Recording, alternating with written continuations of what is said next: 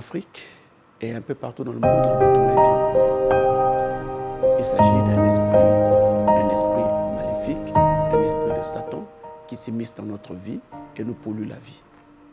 Et ce faisant, il nous soumet à sa volonté et nous oblige à marcher d'après ses instructions. Nous sommes alors désarmés et sommes obligés d'agir selon ce que cet esprit nous commande de faire.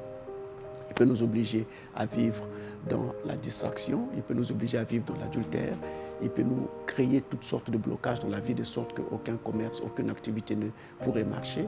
Il peut nous rendre malades et nous clouer sur le lit pendant des années.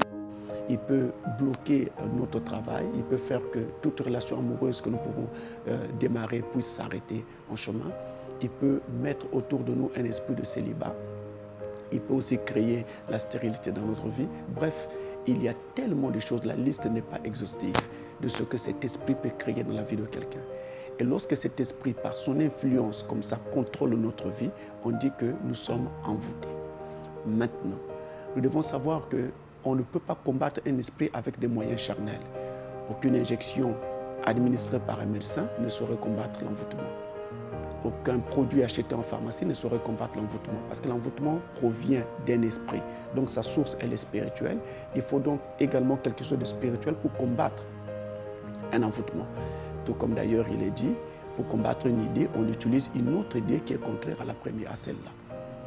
Donc pour combattre l'envoûtement, il faut utiliser donc une force, une puissance, un esprit également, mais qui doit alors être plus puissant, plus fort que l'esprit qui nous a soumis à sa volonté pour que nous nous en sortions. Et cela est tout à fait possible lorsque vous vous tournez, lorsque nous nous tournons vers le Seigneur Jésus-Christ. La Bible dit, dans le livre des Psaumes, au chapitre 91, au verset 3 et 4, ce qui suit. « Car c'est lui qui te délivre du filet de l'oiseleur, de la peste et de ses ravages. Il te couvrira de ses plumes et tu trouveras un refuge sous ses ailes.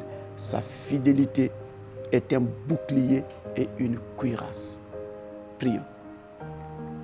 Notre Père bien-aimé, où que soit quiconque qui serait, Seigneur, pris sous l'emprise de Satan, où que soit quiconque qui serait, Seigneur, sous envoûtement, une puissance de Satan qui l'oblige à faire la volonté du diable. J'implore ta miséricorde pour cette pauvre créature, où qu'elle soit. J'implore ta miséricorde, Seigneur, pour cette personne, quel que soit le temps que cela a mis dans sa vie et quelles que soient toutes les complications que cela a déjà engendrées. En tant qu'envoyé du Tout-Puissant, je prie que ces forces de Satan soient brisées au nom de Jésus-Christ et que cette personne sorte de ses liens et trouve alors, Seigneur, la pleine liberté. Mais en toi, conduis ces gens à toi afin que, Seigneur, leur liberté soit totale, complète et durable. Au nom de Jésus-Christ. Amen. Shalom chez vous.